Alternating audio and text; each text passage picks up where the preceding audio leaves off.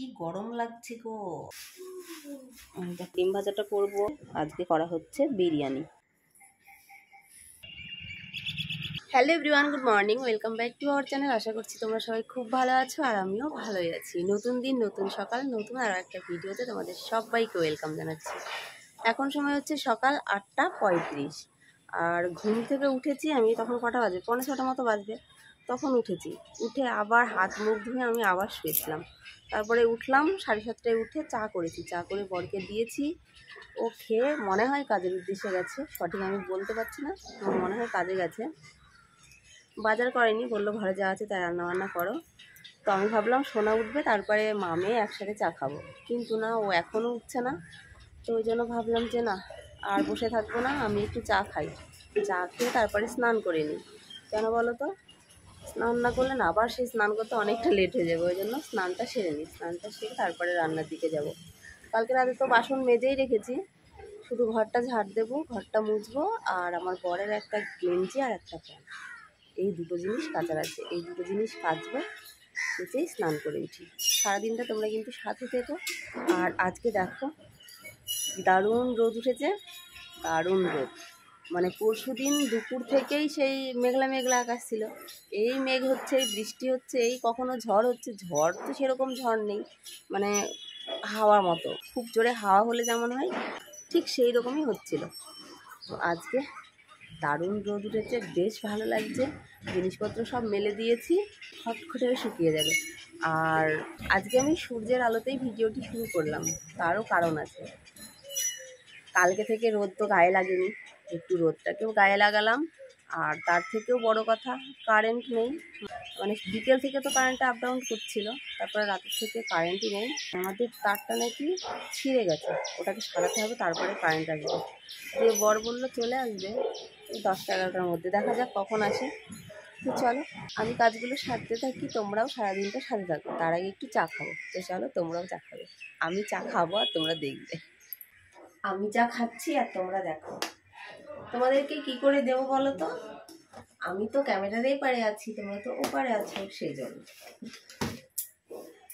আদা চা। বৃষ্টি হলে মনটা প্রচুর খারাপ হয়ে যায়, আর রোদটা হলে মনটা ভীষণ ভালো হয়ে যায়। গরম হলেও ঠিক আছে, মানে রোদটা চাই।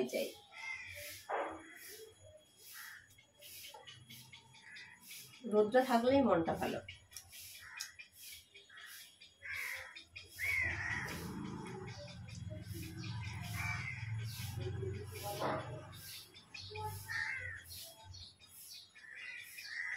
কালকে অনেক বৃষ্টির জলে ভিজেছি, এমনিতেই ঠান্ডা লেগে আছে, আর খুসখুস খুসখুস করছে গলার মধ্যে।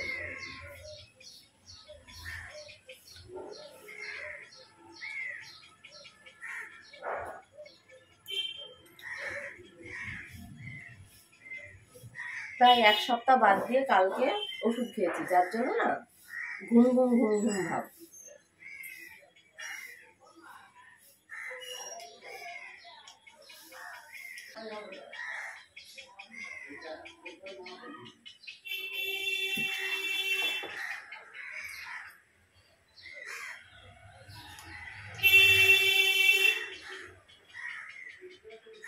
সোনাকে চা দিয়ে দিয়েছি, সোনা এখন চা খাচ্ছে।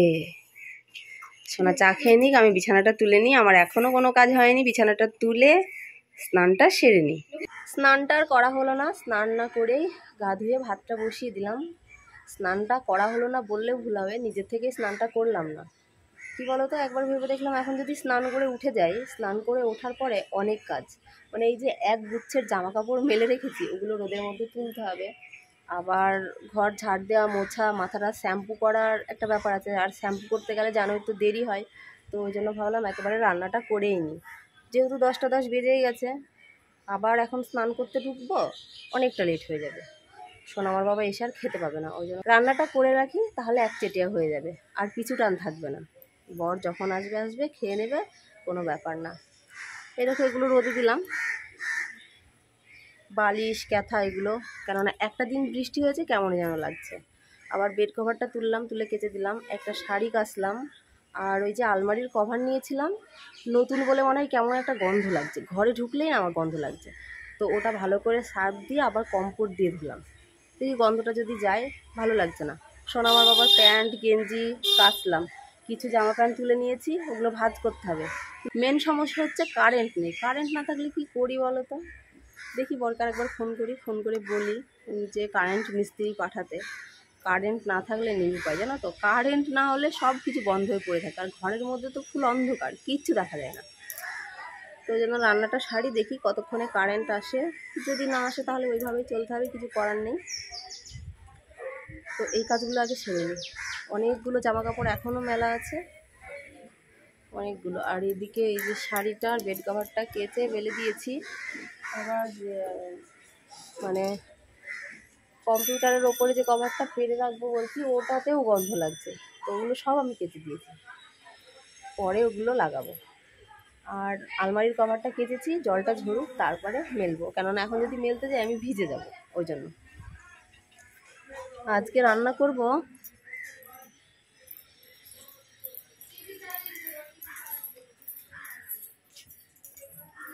হাঁড়িতে ভাত বসিয়ে দিয়েছি, ওর মধ্যে একটু মসুরির ডাল সেদ্ধও দিয়ে দিয়েছি। ডাল করব। আর ফ্রিজের মধ্যে সেই কাঁঠাল ছিল, জানো তো, অনেক দিন হয়ে গেল কাঁঠালটা, এখন খাওয়া যাবে কিনা কি জানি। তো ওটাই কাটি, কেটে একটুখানি রান্না করি, দুটো ডিম ভাজি। আর সোনাকে বলি দোকান থেকে একটু পাঁপড় আনতে, পাঁপড় ভাজবো। আজকে এই রান্নাবান্নাই করব। তো চলো রান্নাটা সেরে নিই, এত রোদের তাপ, ঘেমে গেলাম। আর দুটো জল ঢালা ভাত আছে, ভাত দুটো খাবো, ছাতু দিয়ে খাবো। শ্যাম্পু না করলে আবার স্নান করে উঠতাম। শ্যাম্পু করবো বললে না, অনেকটা লেট হয়ে যায় স্নান করে উঠতে উঠতে। তো চলো আমি কাঁঠালটাকে কেটে নিই, ভাতটা ততক্ষণ ওদিকে হতে থাক। অল্প একটু কাঁঠাল আছে। মা এখানে তরকারি কাটছে। কি কাটছি বলতো? তরকারি আর ভাত হয়ে গেছে, এই দেখো। এটা কি কাটছি বল? কি কাটছো আবার? কি এটা? দেখি। এটার নাম কি বল? এঁচোড়। এঁচোড় আমি কিন্তু খাবো না বলে রাখলাম। ডাল করেছি, মানে উচ্ছে ভাজা ডাল আর কি। তাহলে ডাল খাবা, ঠিক আছে। তোমাকে একটা ডিম ভেজে দেবো, একটা ডিম আছে এরকম। তাহলে আলু সিদ্ধ দেবা? আলু সেদ্ধ দিন মানে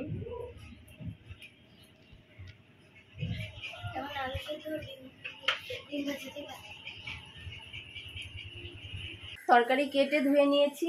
তরকারি বলতে শুধু এই যে কাঁঠালটা কাটলাম, এটা কাটতে অনেকটা সময় লেগে গেল। আর একটু উচ্ছে ভাজা কেটেছি, লঙ্কা পেঁয়াজ কেটেছি, ডিম ভাজবো। আর ভাত নেমে গেছে, বললাম না দুটো খাবো। কালকে দুটো ভাত ছিল, ওই ভাত কটা খেলাম, খেয়ে তারপর আবার রান্নার দিকে এলাম। ডাল বসিয়েছি, এই যে ডালটা করবো, করে তারপরে উচ্ছে ভাজবো। উচ্ছে ভেজে লাস্টে করব কাঁঠালের তরকারি, ও ডিম ভাজবো। আবার ঝিমানো ঝিমানো লাগছে। রান্নাটা তো আগে কমপ্লিট করি, স্নান টান করলে যদি একটুখানি ভালো লাগে। আজকে রান্না করতেও সময় লাগলো। এই ডাল, কাঁঠালের তরকারি আর ডিম ভাজা, এই করতে যে কতটা সময় লেগে গেল কি বলবো। সেই 10টায় মনে হয় রান্না বসিয়েছি, আর এখন 1টা বেজে গেছে, এখনও ডিম ভাজাটা হয়নি। ডিম ভাজাটা করব, সমস্ত কাজ সারবো। আজকে যে কখন স্নান করে উঠবো কি জানি। গড়িয়ে সরিয়ে রান্নাটা কমপ্লিট হলো। দুটো ডিম একসাথে ভেজে নিয়েছি লঙ্কা পেঁয়াজ দিয়ে। আর এই যে অল্প একটু কাঁঠালের তরকারি করলাম, কেমন হবে খেতে জানি না। আর এখানে রয়েছে উচ্ছে ভাজা, ওখানে রয়েছে মসুরির ডাল। এগুলো বিস্কুটের মধ্যে তুলে দিই, বর কখন খেতে আসবে জানি না, যদিও 1টা বেজে গেছে, কিন্তু কখন আসে বলতে পারছি না। এবারে যেগুলো শুকিয়েছে, কিছু জিনিস তোলা হয়ে গেছে, এখনও কিছু জিনিস মেলে রাখা আছে, ওগুলো তুলবো, তুলে ভাজ করব। ভাজ করে বাসন মাজবো, বাসন মেজে ঝাড় দিয়ে মুছে তারপর স্নান করব। স্নান সেরে উঠতে উঠতে মনে হয় 3টে বেজে যাবে। স্নান করে উঠে আবার তোমাদের সাথে দেখা হবে। এখন আর কোনো কাজই শেয়ার করব না, কেন বলো তো, ভালো লাগছে না, কেন জানি না, ভালোই লাগছে না, মাথা ঘুরছে, মাথা ঘোরাটাই কমছে না আমার।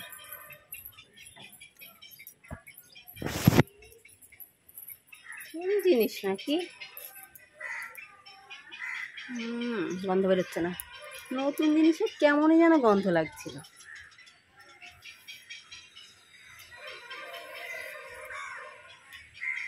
সমস্ত কাজ সেরে উঠতে অনেকটাই সময় লেগে যাবে আজকে।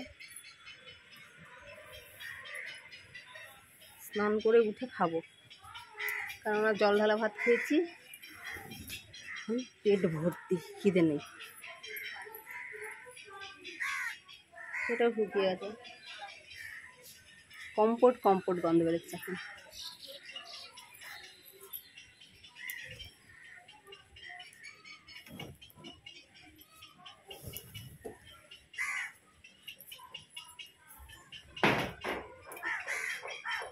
এইগুলো আপাতত শুকিয়েছে।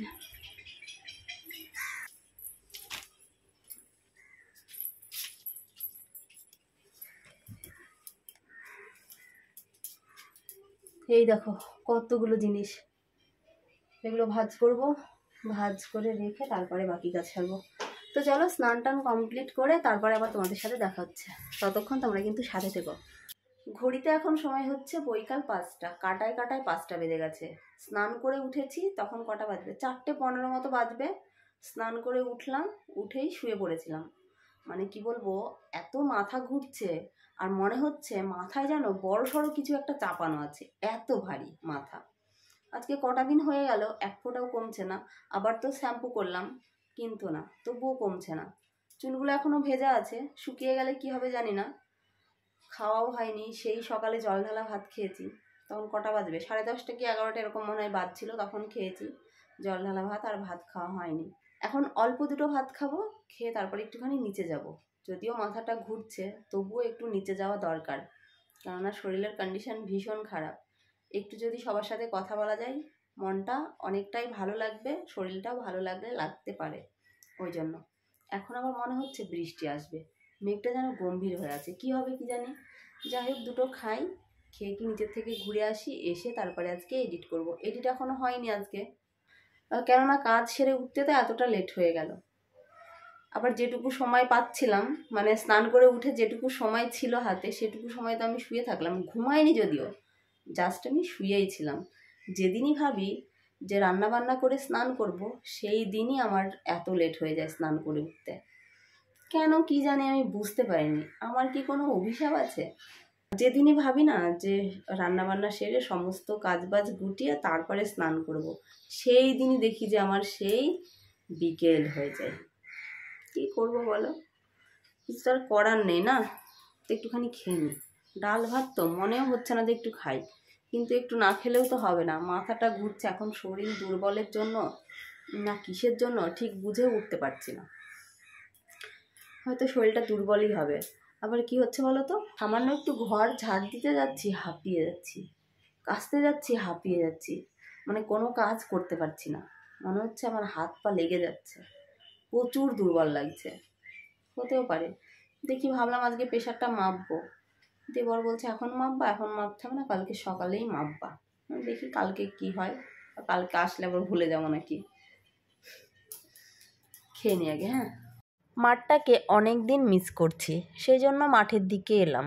আর দেখো মাঠে কত জল জমে আছে, তবুও এরা খেলা করছে। আর আমাদেরও না বসার জায়গা নেই, প্রচুর নোংরা হয়ে গেছে মাঠটা, তবুও একটু জায়গা করে নিয়ে বসেছি, একটু বসে থাকি। মাঠের থেকে এলাম, মাঠের থেকে এসে হাত মুখ ধুয়ে চুলটা খুলে শুয়ে পড়েছি। কি গরম লাগছে গো, ব্যাপক গরম লাগছে। সে মাঠে গিয়ে বসেছি, আর ঘাম সেই চুয়ে চুয়ে পড়ছে, এত গরম লাগছে। মাথা শ্যাম্পু করেছি বলে মানে অত গরম লাগছে। কি খাচ্ছিস তুই? এবার এডিটটা কমপ্লিট করে নিই। এডিট কমপ্লিট হবে কিনা বলতে পারছি না, কেননা 7:10 বেজেই গেছে। ওই জন্য এডিট কমপ্লিট করে আপলোড হবে। কি বলতো, শরীরে পারছিল না, তার উপরে অনেক কটা দিন হয়ে গেছে নিচে নামিনি, আর মনটাও খারাপ লাগছিল। মনটা ভালো না হলে শরীরটা ভালো হবে না, যার জন্য আর কি। তো চলো এখন আর কথা বলছি না, আবার তোমাদের সাথে পরে দেখা হচ্ছে, আগে এডিটটা কমপ্লিট করি, কেমন? এখন রাত্রি 8:10 বাজে, আর দেখো এখানে ভাত বসিয়েছি, ভাত না ঠিক মানে বিরিয়ানি করবো আজকে, কেননা সোনার বায়না হয়েছে, ও বিরিয়ানি খাবে। দুদিন থেকে বলেই যাচ্ছে বিরিয়ানি খাবো, বিরিয়ানি খাবো, বাড়ির বিরিয়ানি খাবো, দোকানের না। তো ওই জন্য একটুখানি করি, যদিও ভাত তরকারি সমস্তটাই ধরা আছে, তবুও সোনার বায়না রাখতে আজকে করা হচ্ছে বিরিয়ানি। তো বর ঘরে মানে মাংসের যাবতীয় মশলাপাতি কাটছে, চিকেন দিয়ে হবে চিকেন বিরিয়ানি। আর এখানে এই যে চালটা ধুয়ে দিয়ে দিয়েছি, এটা হতে থাক, আমি ওইদিকে মাংসটা রেডি করে নিই। এই দেখো এখানে পেঁয়াজ কাটা হয়ে গেছে, এই যে মাংসের মশলা রেডি, আর এই হচ্ছে মাংস। এখন হাফ রান্না হবে আর কালকে করব। দেখো আলুও কাটা হয়ে গেছে, মাংস ধোয়া হয়ে গেছে, মাংসের মশলাও রেডি হয়ে গেছে। এখানে 4 পিস আলু দিয়েছি, আলুটা ভালো করে ভেজে নিই, ভেজে নিয়ে মাংসটা রান্না করে নিই। আর ওইদিকে ভাতটাও কিন্তু নেমে গেছে। আমি মাংসটা রান্না করে নামিয়ে দেব, তারপরে বিরিয়ানিটা বর করবে, বিরিয়ানিটা আর আমি করব না। এই দেখো পেঁয়াজ কুচি আর এর মধ্যে রয়েছে মশলা। আজকে আমি ঠিক করেই নিয়েছি মাংসটা ঝাল ঝাল করে করব। ঝাল ঝাল করে মাংস রান্না না করলে না একটুও ভালো লাগে না, কেননা সেই দিন একটু ঝাল কম হয়েছিল বলে মাংসর টেস্টই ছিল না, ওই জন্য আর কি। আর ভাতটা তো হয়েই গেছে, এবারে মাংসটা রেডি করে নিই। মাংসটা নামিয়ে রেখে চলে গেছিলাম ঘরে একটু এসির হাওয়া খেতে। আর এই দিকে এসে দেখছি বরের সমস্ত কিছু দেওয়া হয়ে গেছে। কি কি দিয়েছে সেগুলো আর তোমাদের সাথে শেয়ার করতে পারিনি। তো ওপরে ঘি ছড়িয়ে দিয়েছে, এটা বুঝতে পারছি। শেষ পর্যায়ে এসে আর কী দেখাবো, একেবারে বিরিয়ানিটা কমপ্লিট করে নিই, তারপরেই দেখাচ্ছি তোমাদের। বিরিয়ানি রান্নাটা কমপ্লিট হয়ে গেছে, আর পরিবেশনটাও আজকে কিন্তু বরই করছে। দেখতে তো ভালো হয়েছে, খেতে কেমন হবে কি জানি। বর যদিও ভালো করে আমি জানি, কেননা যেদিনও বাড়িতে বিরিয়ানি করেছে সেই দিনই কিন্তু ভালোই করেছে। দোকানের বিরিয়ানি ছাড়া কিন্তু ঘরে বানানো বিরিয়ানি হেভি লাগে খেতে, বিশেষ করে বরের হাতের রান্না বিরিয়ানি সত্যিই ভালো লাগে। তো দেখা যাক আজকে কেমন হবে খেতে, জানি না, না খাওয়া পর্যন্ত তার বলতে পারছি না, তাই না? দেখো গরম গরম ভাপ উঠছে, দেখেই লোভ লাগছে। অনেক ভাগ্য করলে এমন একটা বর পাওয়া যায়, রান্না কমপ্লিট করে আবার থালায় বেড়ে দিচ্ছে।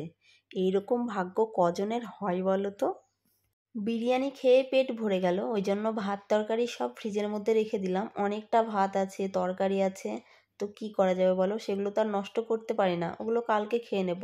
আর বিরিয়ানি খাওয়ার পরে আর কি ভাত খেতে ইচ্ছা করে, তাও আবার ডাল ভাত।